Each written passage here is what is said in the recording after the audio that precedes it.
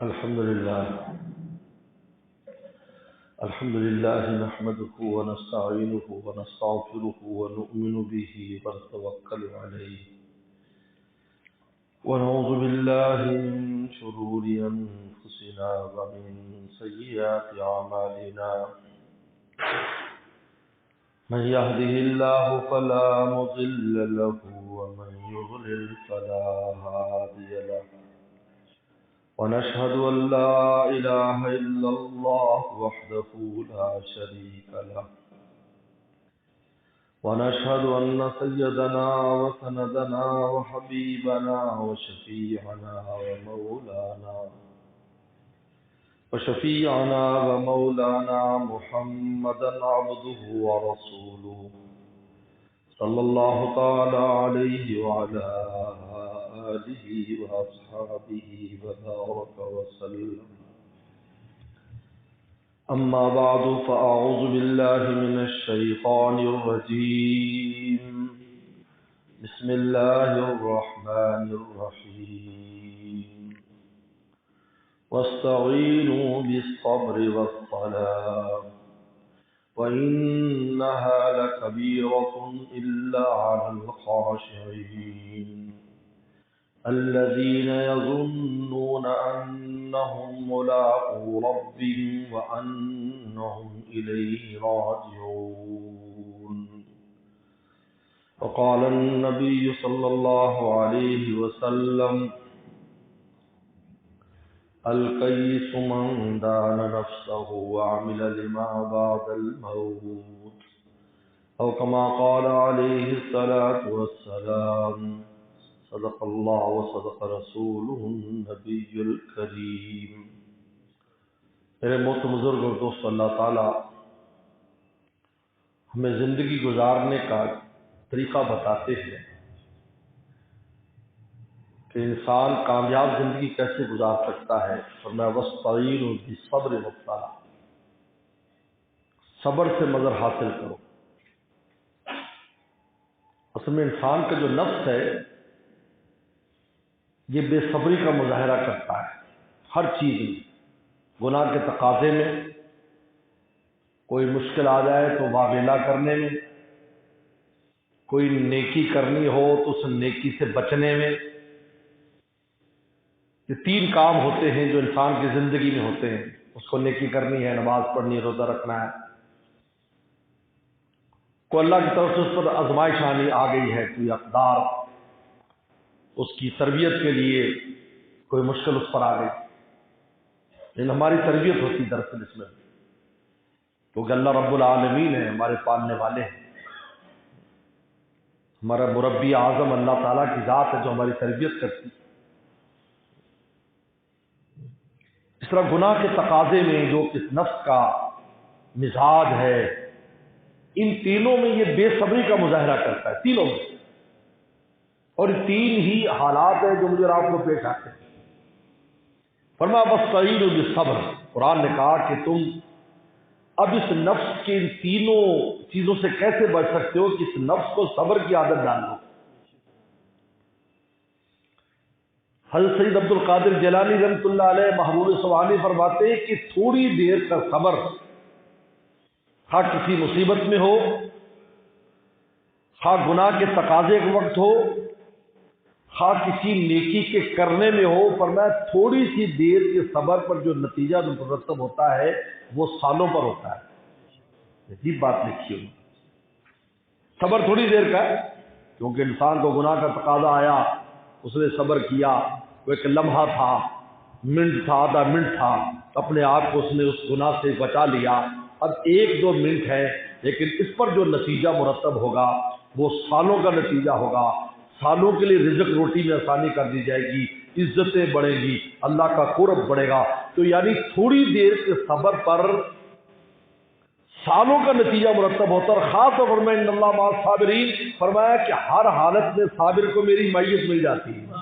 اب بتائیے، اب اللہ تعالیٰ کی مائیت حاصل کرنے کا صبر، اور یہ صبر صرف اس کا نام نہیں ہے کہ انسان مصیبت میں ہی ہو، نفس کا ہر تقاضے پر اس سے رکنا، جو تقاضا شریعت کے خلاف ہے، اللہ رسول کے خلاف ہے، یہ صبر میں شمار ہوتا ہے۔ اسی کو میرے مرشد فرماتے خون تمنا پینا، یہ خون تمنا پینا یہی ہے کہ اس نے تمنا کی نفس نے، اور آپ نے وہ خون تمنا کو پی لیا، آپ نے اس حسرت کو عشرت میں بدلنے نہیں دیا۔ تو یہ تھوڑا سا جو میرے آپ کا عمل ہوگا یا میں اللہ کی ولایت اور دوستی دلا دے گا۔ میرے باہر و بر کا منظر ہے، میرے خون کا سمندر، یہی میرا طور سینہ۔ میرے دوستو وَاسْتَعِينُوا بِالصَّبْرِ، اللہ فرماتے ہیں صبر، تو صبر کا مطلب یہ نہیں ہے کہ بلا اور مصیبت ہی آئے، اس میں بھی صبر کرنا ہوتا ہے۔ اللہ کی شکایت نہیں کرنی، واویلا نہیں کرنا، شور نہیں مچانا، چپ چاپ اس وقت کو گزارنا ہے صبر کے ساتھ، تو گزر جائے گا۔ حضرات صحابہ اکرام کو دیکھیں،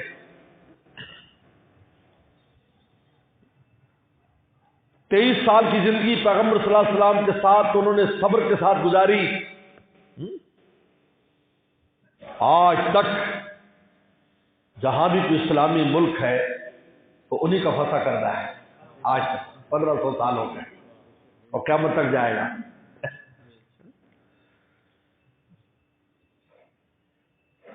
پیغمبر اسلام کی زندگی بھی کھل گیا۔ حضرت صحابہ اکرام فرماتے ہیں خیبر سے پہلے ہم نے کبھی پیٹ بھر کر روٹی نہیں کھائی تھی، لیکن جب فتح خیبر ہو گیا تو ہمیں پیٹ بھر کر روٹی کھانا ملی۔ دیکھیے صبر سے گزارا وقت۔ وسلم کے پاس آتے تھے، آپ صبر کی تو فرمایا صبر کرو، صبر سے کام لو اللہ کے وعدوں پر، اس لیے کہ جب آدمی صبر کرتا ہے تو اس کو توکل بھی آتا ہے، کیونکہ صبر کس کی وجہ سے کر رہا ہے؟ اللہ تعالیٰ کی وجہ سے کر رہا ہے، اسی کا نام توکل ہے۔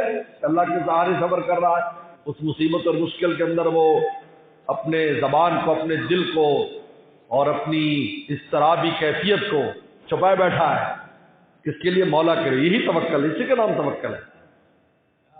ایسا نہیں ہوتا اللہ تعالیٰ کسی پر ہر چیز کو دائمی رکھے، یاد رکھو ہر مشکل فَإِنَّ مَعَ الْعُسْرِ يُسْرًا إِنَّ مَعَ الْعُسْرِ يُسْرًا۔ حضرت عبداللہ ابن عباس فرمایا کرتے تھے جب تم پر کوئی مشکل آیا کرے اس صورت میں غور کر لیا کرو، اللہ نے ایک مشکل پر 2 آسانیوں کا وعدہ فرمایا ہے۔ کیونکہ عربی اعتبار سے اِنَّ مَعَ الْعُسْرِ يُسْرًا، فَإِنَّ مَعَ الْعُسْرِ يُسْرًا إِنَّ مَعَ الْعُسْرِ يُسْرًا، عربی زبان کے اعتبار سے یہ العسر یہ الف لام کے ساتھ ہے، اور یسرن بغیر الف لام کے ہے۔ عربی اعتبار سے العسر ایک ہی ہے، یسر 2 ہے۔ اس لیے کسی اللہ والے کا اشتدت بکل بلوا ففکر فی علم نشرہ، اگر تجھ پر مشکل آئے تو علم نشرہ میں غور کیا کر۔ فعسرن بین یسرین، فرمایا کہ ایک مشکل پر 2 آسانیاں ہیں۔ اذا فکرتہ ففرح، جب تو سوچے گا تو خوش ہو جائے گا۔ وَاسْتَعِينُوا بِالصَّبْرِ وَالصَّلَاةِ، گناہ کا تقاضا کرنے میں نفس گناہ کی، اچھا یہ تینوں چیزیں جو انسان کو پیش آتی ہیں کہ نفس گناہ کا تقاضا کرتا ہے، نفس معاملہ کرتا ہے، نفس نیکی کرنے میں شور میں جاتا ہے، مجھ سے یہ نہیں ہوتی، مجھ سے یہ نہیں ہوتی، مجھ سے نماز نہیں پڑھی جاتی، مجھ سے فلاں چیز نہیں ہوتی، مجھ سے روزہ رکھا جا رہا، یہ بھی بے صبری ہے۔ اب اس کو جماتا ہے۔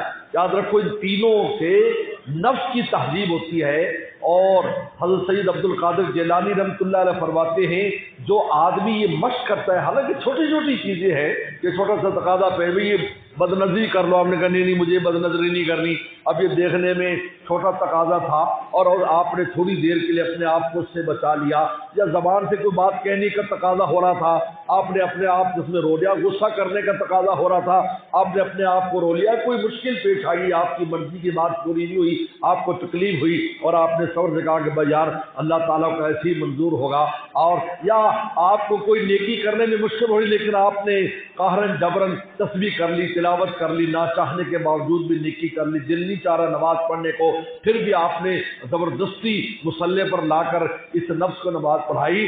حضرت عبد القادر جیلانی رحمۃ اللہ علیہ فرماتے ہیں کہ دیکھنے میں یہ چھوٹے چھوٹے تقاضوں پر صبر کرنا نفس کو اتنا فائدہ پہنچاتا ہے کہ یہ نفس مطمئنہ بن جاتا ہے، جس کو اللہ تعالیٰ کی طرف سے خطاب ہوتا ہے یا ایت النفس المطمئنہ۔ یاد رکھو دنیا میں کبھی بھی کوئی چیز ایک دم نہیں بنتی، آج ایک دم میں آپ کا نفس مطمئنہ بن جائے ایسی کہیں پر کوئی چیز ہو کہ بھائی وہ وظیفہ پڑھیں اور نفس مطمئنہ بن جائے. دنیا میں اللہ نے ہر چیز میں تدریج رکھی ہے، تدریج. حکیم محمد تھانوی رحم اللہ سے کسی نے کہا کہ حضرت کوئی ایسی بتاؤ نا کہ بس جلدی سے ولی اللہ بن جائے.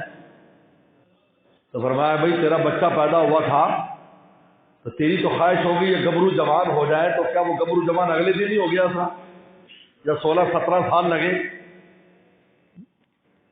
لیکن ہو گیا، وقت پورا ہو گیا، 16-17 سال 20 سال کا ہو گیا، ماشاءاللہ اس کی شادی ہو رہی ہے، اب جنج چڑھ رہی ہے. یا تو چھوٹا سا بچہ تھا اور تیری خواہش تھی کہ یار یہ جلدی سے بڑا ہو جائے. فرمایا کہ دنیا میں ہر چیز تدریجن ہے. جو کہ میں ایک دم میں ولی اللہ بن جاؤں، فرمایا ایسا کوئی نظام نہیں ہے.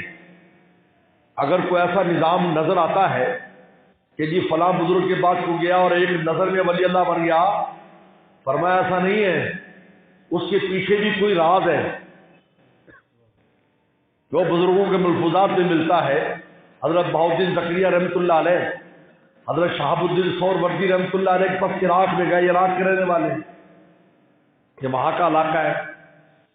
وہاں گئے حضرت کے پاس تو چند دن میں ہی اللہ تعالی نے ولایت اور دوستی اپنی دے دی. وہ کیفیات جو کاملین کو نصیب ہوتی، حالانکہ جوان تھے، وہ دے دل گئی.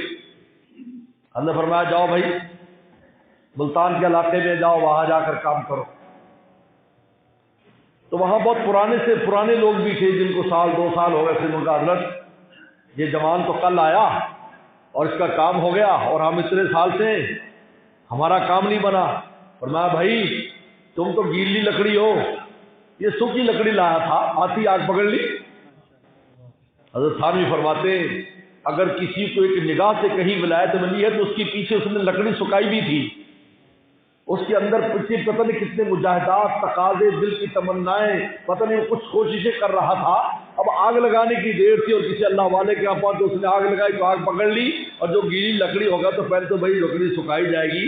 آپ کو پتا ہے جب 3 دیار کے دروازے بنائے جاتے ہیں وہ کہتے جی 2 مہینے پہلے لکڑ لے کر دو. کیوں جی؟ کہا جی وہ چرائی جائے گی، سکھائی جائے گی، پھر آپ کا دروازہ بنے گا. تو میرے دوستوں تو جو گیلی لکڑی ہوگا تو اس کو تو ٹائم لینا ہے. حضرت تھانوی فرماتے اگر کوئی ایک نگاہ سے کہیں آتا ہے ولی اللہ بن گیا تو اس کے پیچھے اس کی بہت سی محنتیں بھی ہیں جو اللہ کے نام پر اس نے محنت کی ہے. تو دنیا میں ہر چیز تدریجن ہے، ایک دم میں ہونے والی نہیں ہے. تو انسان جب یہ کرتا ہے، صبر کا مظاہرہ کرتا ہے، اس نفس کے کو صبر دلاتا ہے، گناہ سے بچنے میں صبر سے کام لیتا ہے. کوئی مشکل آ جائے صبر سے اللہ پر نظر رکھتا ہے. ابھی بھی مایوسی سے لیے کفر اور گناہ قرار دی ہے، مایوسی کو اس لیے کفر قرار دیا اور گناہ قرار دیا ہے. یہ کہتے ہیں خودکشی کرنے والا جو ہے اس کو سزا کیوں دی جاتی ہے؟ اس لیے سزا دی جاتی ہے اس نے کفر کا کام کیا ہے، کیونکہ یہ مایوس ہو گیا تو خودکشی کی ہے نا. اگر اس کو اللہ کی ذات سے امید ہوتی کہ اللہ ضرور میرے لیے کوئی رستہ نکال دیں گے تو ضرور رستہ نکل آتا. حضرات صحابہ اکرام کے سامنے تو کوئی ایسے حالات نہیں تھے. یہاں تو دنیا میں بہت سے حالات ہوتے ہیں، یہ ہو جائے گا، چلو کل کو ایسا ہو جائے گا، پرسوں ایسا ہو جائے، اچھا وقت آ جائے گا. صحابہ کے سامنے تو کچھ بھی نہیں تھا سوائے اللہ رسول کے وعدوں کے. اس لیے کہتے ہیں جب غزوہ خندق میں احزاب آئے اور انہیں چاروں طرف سے گھیر لیا اور ہر منافق، ہر یہودی اور ہر مشرک کی زبان بھی تھا کہ آج مسلمانوں کا صفایا ہو جائے گا، بچنے کی کوئی امید ہی نہیں ہے، بس یہ تھوڑے سے ہے، بس ایک حلہ ہے. کہا 10,000 وہ اندر بھی دشمن باہر بھی دشمن. اب اس حالت میں حضرات صحابہ کرام دیکھ رہے ہیں اور اتنا خوف ڈر ان پر طاری ہے، لیکن یہ حالت دیکھنے کے باوجود اندر سے صحابہ کی ایمان و یقین میں اضافہ ہو رہا. یہ عجیب بات ہے. ظاہری ماحول ایسا ہے کہ بچ نہیں سکتے اور اندر کی حالت یہ ہے کہ اس کو اللہ کی اور رسول اللہ کی باتوں پر یقین آ رہا ہے. بھائی کیوں؟ کہا کس نے کہ اللہ کے نبی صلی اللہ علیہ وسلم نے بتایا تھا کہ انبیاء صلی اللہ علیہ وسلم پر اور قرآن مجید نے بھی ذکر کیا کہ انبیاء صلی اللہ علیہ وسلم پر جب ایسے حالات آ جاتے تھے کہتے تھے متی نصر اللہ، پتہ نہیں اللہ کی مدد اب کب آئے گی. ایسی اضطرابی کیفیت جب ہو جاتی تھی، الا ان نصر اللہ قریب، تو اللہ فرماتے تھے بس اب ہماری مدد آئی۔ تو صحابہ نے جب یہ دیکھا کہ اب یہ کیفیت ہے کہ پتہ نہیں ہمارا کیا بنے گا، مطلب ہے اب مدد آنے والی ہے۔ عجیب بات ہے، ان کا ایمان بڑھ گیا، زادتہم ایمانا، زادہم ایمانا و تسلیما، ایمان اور تسلیم میں اور آگے چلے گئے۔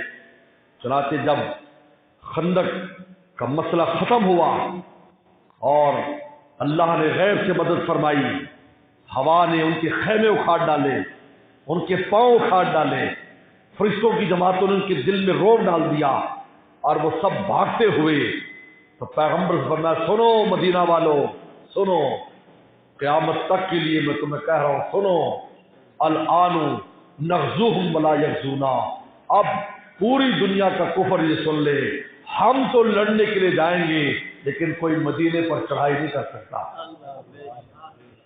آج تک ایسا نہیں ہوا کہ مدینے پر کافروں کی فوج چڑھائی کی ہو یا وہ آئی ہو، ان کی ہمتیں نہیں ہوئی، وہ اپنے اپنے علاقوں کے اندر ہی رہے۔ جنگ بلقان جس کو جنگ تبوک بھی کہتے ہیں، وہاں پر جو 1000 کلومیٹر ہے وہیں تک وہ آ سکے، ان کی ہمت نہیں ہوئی کہ وہ آگے آئیں۔ پیغمبر صاحب خود وہاں غزوہ تبوک میں تشریف لے گئے اور پھر بھی وہاں سے بھی وہ بھاگتے ہوئے اور جو ہے انہوں نے شام میں جا کر دم لیا۔ میرے دوستو، الآن نغزوہم ولا یغزونا، دیکھو ان پر اتنی مشکل تھی لیکن رسول اللہ پر، اللہ کی ذات پر ایسا اعتماد تھا کہ یہ مشکل ہمارے لیے ہمیشہ کا راستہ کھولنے والی۔ حضرت زبیر بن عوام رضی اللہ عنہ فرماتے ہیں ہماری لاکھوں کے ساتھ لائی ہمارے سامنے 2-3 لاکھ کی فوج ہوتی اور ہم چند ہزار ہوتے، فرمایا کبھی خوف کا احساس بھی ہمیں نہیں ہوا جب سے غزوہ خندق میں جتنا بھی خوف تھا، وَلَنَبْلُوَنَّكُمْ بِشَيْءٍ مِّنَ الْخَوْفِ، اللہ نے سارا خوف خندق میں ہمارا ختم کر دیا، اسی نے ہمیں اس خوف کے آزمائش سے گزار دیا۔ پھر پورے عالم میں ہم گئے، ہم کبھی بھی ہمارے دل میں ڈر پیدا کہ ہم تھوڑے ہیں، ہمارے ساتھ کیا بنے گا۔ تو خودکشی کرنے والا دراصل کیا کرتا ہے، وہ مایوسی کا شکار ہوتا ہے، اور مایوسی کفر ہے، مایوسی کفر ہے۔ حضرت یعقوب صلی اللہ علیہ وسلم کے دیکھیں 40 سال تک امید باندھے رکھی، 40 سال آسان نہیں ہے۔ ہم تو 4 دن کے بعد چھوڑ دیں، یار بڑے دن ہو گئے، بڑی کوشش کی، دعائیں بھی کی لیکن کچھ نہیں ہوتا۔ 40 سال کو معمولی مدت نہیں ہے، ہم تو 1 سال کیا چند دن کی حل میں تو اللہ اتنی آزمائش نہیں دیتے، جلدی ختم کر دیتے۔ 40 سال تک سارا قوم قبیلہ کہہ رہا ہے انک لفی ضلالک القدیم، یہ پرانا آپ کو جو محبت یوسف السلام کی وہی آپ کے دماغ پر چھائی ہوئی ہے، اور آپ کے انی لریح یوسف لولا ان تفندون، مجھے یوسف کی خوشبو آ رہی ہے، یہ پرانی بات ہے جو آپ کے دماغ میں بیٹھی ہے۔ ورنہ کہا یوسف آج کی بات ہے، 40 سال ہو گئے یوسف السلام کو، وہ گم ہوئے یا دنیا سے گئے یا گم ہوئے، اور آپ ایسی بات کر رہے ہیں۔ انہوں نے کہا نہیں، مجھے اللہ کی ذات سے امید ہے، پھر بھی امید لگائے ہوئے ہیں۔ یہ تھا 12-13 سال کا بچہ تھا، اور جب ملاقات ہوئی تو بادشاہ وقت بھی تھا اور پیغمبر وقت بھی تھا۔ یہ ہے، اس نے مایوسی کو کفر قرار دیا ہے۔ ایسا کون سا کام ہم نہیں کر سکتے؟ اگر آج تم پر آزمائش ہے تمہاری تربیت کے لیے، مولانا رومی رحمہ اللہ نے بڑی خوبصورت بات کی، فرمایا کہ طفل لرزد زنیش احتجام، فرمایا کہ جب خطرہ کی جاتی ہے بچے کی، بڑی عجیب مثال دی، بچے کی خطرہ کی جاتی ہے تو پہلے تو ہاتھ میں اس حجام کے ہاتھ میں اسرا دیکھ کر چیختا ہے، کیونکہ اسرا لے کر آ رہا ہے نا، پھر لکڑی باندھتا ہے، پھر جب وہ لگاتا ہے تو اس بچی کی کیسے چیخیں نکلتی ہیں، کیسے روتا ہے۔ ہمارے والد صاحب مولانا نیاز محمد صاحب رحمۃ اللہ علیہ جس دن بچے کا گھر میں خطرہ ہوتا تو گھر سے چلے جاتے تھے، کہیں بازار میں آتے، جامع مسجد میں آ جاتے، یا اللہ منڈی میں کسی دوست کے پاس چلے جاتے۔ ہم کہتے ابا جی ابھی تو یہ تو خوشی کا موقع تھا، آپ چلے جاتے ہیں۔ فرمایا وہ چیخنے کی آواز سے میرے دل کو کچھ ہوتا ہے، وہ نرم شخصیت کی، نرم مزاج کی شخصیت، کہتے تو میں نہیں ہوتا، تم لوگ خود کرو یہ کام کو۔ تو مولانا رومی بڑی پیاری مثال دیتے ہیں کہ طفل لرزت زنیش احتجام، کوئی احتجام و حجام کی وہ جو اس طرح لگانے کی جو کٹ ہوتا ہے اس سے کیسے لرز جاتا ہے بچہ اور کیسے چیختا ہے۔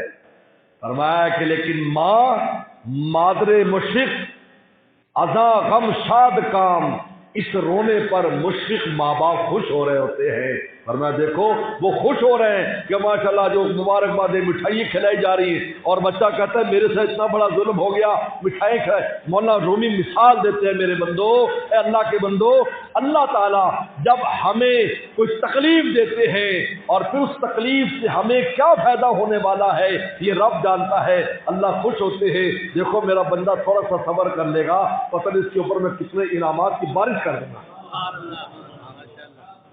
میں دنیا میں تم ایسے کرتے ہو، تمہارا اپنا بچہ لگتے جگر ہے، انگلی نہیں لگانے دیتے، کانٹا چبھ جائے تمہیں تکلیف ہوتی ہے، یہاں تم حجام کے حوالے کر اس کی خطرہ کرو اور پھر مٹھائی بھی کھاتے ہو۔ اللہ تعالیٰ کے افعال کو کیوں نہیں سمجھتے؟ آج اگر کوئی تنگی تکلیف آتی ہے، کوئی اگر ہمیں کہیں صبر کا مظاہرہ کرنا ہوتا ہے، تمہیں کیا پتا اللہ خوش ہوتے آسمانوں پر۔ دیکھو اب میں اپنے بندوں کو کیا کچھ دینے والا۔ صحابہ اکرام پر کیسی سخت آزمائشیں تھیں، رسول اللہ موجود ہے، اللہ کے نبی اور محبوب پیغمبر، صحابہ اکرام پر تکلیفیں آ رہی، اللہ آسمان پر خوش ہو رہے ہیں کہ ان کو کیا پتا کیسے کسرا کی سلطنت قدموں میں ڈال دوں گا۔ مشرق مغرب میں کون سی ایسی جگہ ہوگی جہاں پر ان کے قدم نہیں پہنچے گا؟ اور یہی ہوا دنیا میں، جہاں جہاں سمندر ہے، جہاں جہاں سمندر ہے اور جہاں جہاں وہ لوگ رہتے تھے جو انسان کہلاتے ہیں، وہاں وہاں صحابہ اکرام کے قدم پہنچے۔ آپ افریقہ کی پٹی میں چلے جائیں، افریقہ کی پٹی میں، میں پچھلے سال ایک ملک میں گیا، اس کو موزمبیق کہتے ہیں، اور وہاں مسلمانوں کی اچھی خاصی تعداد ہے۔ انہوں نے کہا یہ موزمبیق اصل میں موسیبیق نام ہے، ایک تابعی تھے موسیبیق، جو صحابہ جن کو یہاں چھوڑ گئے تھے ان کا نام موسیبیق تھا۔ انہوں نے یہاں پر اسلام کی محنت کی اور اسلام یہاں پر پھیلایا، اور انہوں نے بتایا کہ ان جنگلوں کے اندر رہنے والے ایسے لوگ بھی ہیں جو بالکل جنگلی ہیں، لیکن مسلمانوں کی طرح وضو کرتے ہیں، غسل کرتے ہیں۔ انہیں نہیں پتا مسلمان ہیں، کیونکہ 1400 سال ہو گئے، جب خبر نہیں لی تو ان کو اپنا مذہب بھی یاد نہ رہا۔ جب بڑے چلے جاتے ہیں تو پچھلے والوں کا پھر ایسے ہی انجام ہوتا ہے۔ کہا کہ مسلمان والی چیزیں، غسل کرتے ہیں، حالت حیض میں بیویوں کو قریب نہیں جاتے، حیض سے پاک ہو جاتے تو عورتیں غسل کرتے، حالانکہ مسلمان نے، مجھے خود دوست نے بتایا، حیران ہو گیا میں سن کر، یہ عادات ان میں کہاں سے آئیں؟ کوئی ایسی سمندر کی وہ نہیں تھی۔ اس لیے پیغمبر سلام نے احادیث میں 3 جیسے شمال کا ذکر کیا ہے، جنوب کا ذکر کیا ہے اور مشرق کا ذکر کیا ہے۔ مشرق کا ذکر کیا ہے، چنانچہ مشرقی علاقے یہ بخارا، سمرقند اور روس کے اوپر تک چلے جاتے ہیں، یہ سب ہم بھی مشرقی ان میں آتے ہیں۔ اور شمال کا اور یمین کا ذکر کیا، یمین سے ہمارا یمن سارا علاقہ، وہاں اسلام ہو کہاں تک اسلام چلا گیا، بلکہ فرمایا ایمان یمانی، سارے انصاری صحابہ یمن سے آپ نے فرمایا، ایمان یمن میں۔ اور شمال کا ذکر کیا، شمال میں شام اور یہ سارے علاقے ہیں۔ کہتے مغرب کا ذکر نہیں کیا، اس لیے کچھ زمانے میں مغرب میں انسان نہیں رہتے تھے، جانور رہتے تھے، یاد رکھو۔ یہ یورپ والے کہتے ہم یہ وہ ہے، آپ ان کی تاریخ اٹھا کر دیکھیے، ننگی رہتے تھے غاروں میں ننگے رہتے تھے۔ آپ انگلینڈ جائے اور کہا یار وہ غاریں ہمیں دکھاؤ، جہاں ان کے آباء و اجداد ننگے رہتے تھے، باقاعدہ وہ سیاحوں کے لیے جگہ بنی ہوئی ہے ان غاروں کے اندر، جن غاروں میں ہمارے ابا اماں رہتے تھے، ان غاروں میں آج وہ ہماری وجہ سے دین والوں نے ان کو، اسلام نے ان کو روشنی دکھائی، اور جو ہے اندلس کی جو درسگاہ تھی اس سے انہوں نے دین سیکھا، آج وہ ہمارے اوپر ہی حکومت کرنے والے بن گئے۔ اس لیے وہ تو انسان، جہاں جہاں انسان تھے وہاں حضرات صحابہ اکرام نے دین کو پہنچایا ہے۔ تو اس لیے اللہ فرماتے ہیں وَاسْتَعِينُوا بِالصَّبْرِ، صبر سے مدد حاصل کرو۔ صبر کیا ہے؟ تھوڑی دیر انسان اپنے آپ کو روک لے، بس تقاضے کو روکے، یہ نفس گناہ کا تقاضا کرتا ہے، ذرا دیر سے روک لے بس۔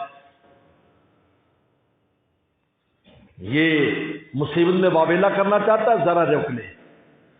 یہ نیکی نہیں کرنا چاہتا، اس کو نیکی پہ باندھ دے۔ بس جو ہی آپ اس عمل کو شروع کریں گے اللہ کی معیت آپ کے ساتھ، ان اللہ مع الصابرین، اللہ فرماتے ہیں اللہ صبر کرنے والوں کے ساتھ معیت مل جائے گی۔ جب اللہ ساتھ آ جائیں گے آسان ہو جائے گا، یعنی ابتدا میں مشکل ہے، بعد میں مشکل نہیں ہے، کیونکہ بعد میں اللہ تعالیٰ کی ذات ساتھ آ جاتی ہے۔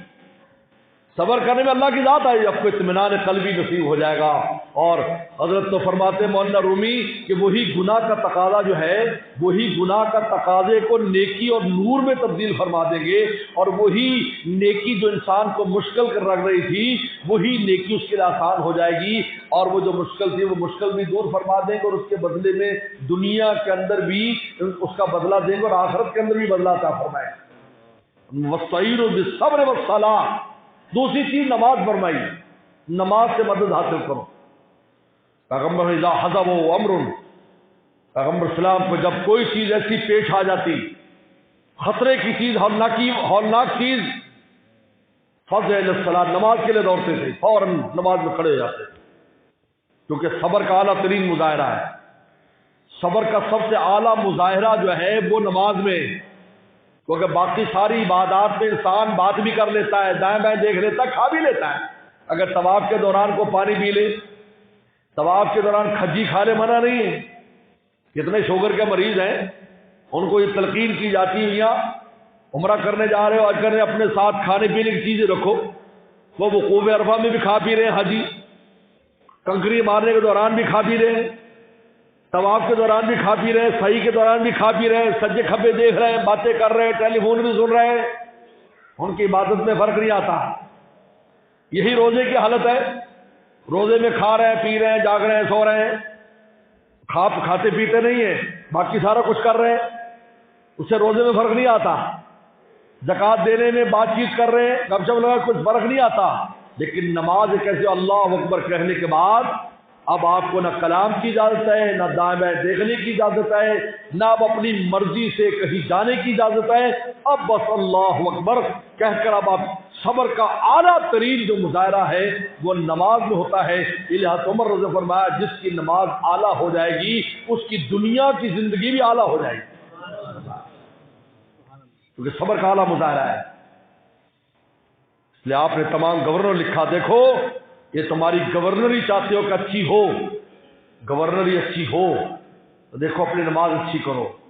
عجیب بات ہے، آج تو گورنر کہا جا رہا ہے فلاں کام کرو، فلاں کام کرو، بڑا پڑھایا جاتا ہے افسروں کو کہ یہ پڑھو، کیسے تم نے حکومت کرنی ہے فلانے علاقے میں، لیکن آپ نے فرمایا بس نماز اچھی کر لو، ساری چیزیں تم خود آ جائیں گی، تمہیں گورنری کرنی آ جائے گی۔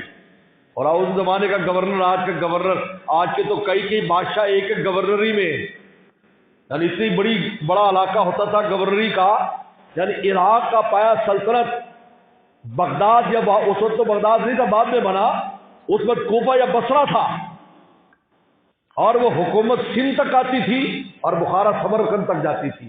اب بتائیں اس میں کتنے ملک ہیں، لیکن اس وقت ایک مسلمان گورنر ہوتا تھا، یہی شام کی طرف، یہی یمن کی طرف، یہی عرب میں، آج عرب کے جتنے بھی کنٹریز ہیں یہ ایک ملک ہے، حجاز مقدس کے نام سے ایک ملک ہوا کرتا تھا، افریقہ ایک ملک ہوا کرتا تھا۔ اور میں اپنی نماز اعلیٰ کہ قرآن کا وَاسْتَعِینُوا بِالصَّبْرِ وَالصَّلَاةِ، صبر کہ نفس کو اس کے تقاضے پر نہ چلنے دو، اس کو روک کے رکھو، اس کا نام صبر ہے۔ اور نماز سے مدد حاصل کرو، اچھی نماز پڑھا کرو، نماز میں کوتاہی نہ کرو۔ لوگ کہتے ہیں میرا نماز میں دل نہیں لگتا، بھائی یہی تو قرآن صبر کہہ رہا ہے نا، نفس میں اس پر جمانا ہے، کام تو کرنا ہے۔ دل چاہنے کا نام عبادت نہیں ہے، رب کے چاہنے پر عمل کرنے کا نام عبادت ہے۔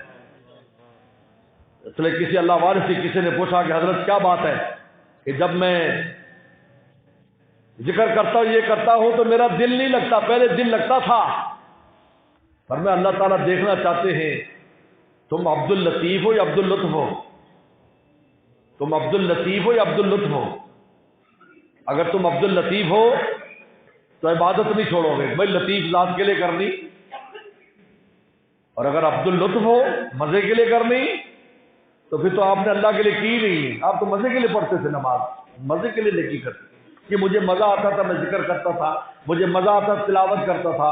بھائی کھولے یا نہ کھولے در، اس پہ کیوں ہو تیری نظر، تو بس اپنا کام کر، یعنی صدا لگایا جا. پھر آپ کا کام تو عبادت، ہمیں تو اس سے غرض نہیں، ہمیں مزہ آئے نہ آئے، اسی کا نام صبر ہے. جب مزہ نہیں آ رہا ہے تب بھی اس کام کو کرنا ہے، اس نفس کو اس کھوٹے پر باندھنا کہ دیکھ اس در کے علاوہ کوئی در نہیں، تجھے یہی کام کرنا ہے. جیسے کہ اللہ والے اللہ اللہ کیا کرتے تھے، تو جب آپ فارغ ہوتے نہیں تیرا اللہ اللہ کوئی قبول نہیں، ایسے آواز آتی. تو ایک نیا خادم ان کا ہمارے جیسا ساتھ ہوا تو دیکھا کہ یہی آواز آئی. انہیں کہا جا آپ خام خواہ رات کو کر اتنی دیر اللہ اللہ کرتے ہو، آواز آتی ہے آپ کا ذکر قبول نہیں. تو نے کہا کہ یہ بتا کوئی اور در ہے تو وہاں بیٹھ جاتا ہوں، اگر کوئی اور در ہے تو میں وہاں بیٹھ جاتا ہوں. کوئی اور اس قابل ہے کہ اس کے نام کو میں چبوں تو بتا دے، میں وہ چب لیتا ہوں. جب کوئی اور در نہیں ہے تو میں کہاں جاؤں، میں تو یہی بیٹھا ہوں. وہ قبول کرے نہ کرے ہم تو ان کے در پہ بیٹھے ہیں. بس کہتے اسی وقت آواز ہے. مولانا رومی فرماتے ہیں قبول گر کے ہنر نیس کہ جزما پناہ دیگر نیس. فرمایا کہ اگرچہ اس قابل نہیں ہے کہ ہمارے دربار میں قبول ہو، لیکن ہم قبول کرتے ہیں کیونکہ اس شخص کا ہمارے علاوہ کوئی نہیں. صبر و صلاح، نماز سے مدد حاصل کرو. مشکل آ جائے نماز پڑھ لو. بیماری تک میں فرمایا بیماری ہے نماز پڑھ لو، نفل یعنی شفا کے نفل. ابو ہریرہ رضی اللہ تعالیٰ عنہ پیغمبر صاحب نماز پڑھ رہے تھے نفلی پیچھے، ابو ہریرہ پڑھتے پڑھتے بیٹھ گئے. فرمایا کہ ابو ہریرہ کیا ہوا؟ تو پیٹ سے اشارہ کیا. یہاں رسول اللہ نے فارسی بولی، فرمایا شکمت درد، تیرے شکم میں درد ہے. یہ اس حدیث میں وسلم کبھی دوسری زبانوں کے کوئی لفظ استعمال فرما لیتے تھے، کیونکہ ہر طرح کی ہر زبان کے لوگ رسول اللہ کی خدمت میں تھے. عجیب بات ہے، پوری دنیا کی نمائندگی آپ کی خدمت میں تھی. ہر زبان کے لوگ تھے، فارسی والے بھی تھے، بلکہ ہمارے پاکستان اور پنجاب کے لوگ بھی تھے. اس لیے علماء نے تحقیق کی ہے کہ آپ نے فرمایا میں نے جنات کو دیکھا زت قوم کی طرح. تو زت جٹ کی معرب بنائی گئی ہے. محققین نے لکھا ہے کہ یعنی یہاں کے لوگ جو وہاں پر دودھ وغیرہ کا گائے بھینس کا کام جو کرتے تھے وہ ان پنجاب کے علاقے کے لوگ تھے. ان کو زت میں لمبے چوڑے جو ہیں وہ باڑی والے لوگ تھے. دودھ مکھن پیتا ہے تو انسان ایسی ہوتا ہے تو ان کو زت کہتے. پر میں نے جنات دیکھے نصیبین کے، تو ہمارے ہاں جو مدینہ میں زت لوگ رہتے ہیں ان کی طرح. پر میں زت جٹ کی معرب ہے کہ یہاں کے بھی نمائندے موجود تھے، ہر جگہ کے نمائندے، افریقہ کے اور فارس کے، ہر روم تک کے نمائندے موجود. صہیب رومی روم کے تھے. تو فرمایا شکمت درد، تیرے پیٹ میں درد ہے؟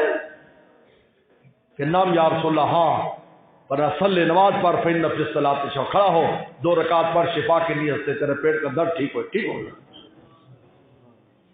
فاستعینوا بالصبر والصلاۃ، نماز سے اور صبر نماز سے مدد حاصل کرو. پھر دیکھو یہ نفس آہستہ آہستہ نفس مطمئنہ بن جائے گا. اور یہ وہ معراج ہے انسان کی کہ جب نفس مطمئنہ بنتا ہے خطاب ہوتا ہے یا ایھا النفس المطمئنہ ارجعی الی ربک راضیۃ مرضیہ. نفس مطمئنہ جب موت آتی ہے، نفس اللہ فرماتے ہیں نفس مطمئنہ آؤ، ہم تجھے بھی خوش کر دیں گے اور ہم بھی خوش ہو جائیں گے، آؤ ہمارے پاس آؤ. اللہ عمل کی توفیق عطا فرمائے. وآخر دعوانا ان الحمد للہ.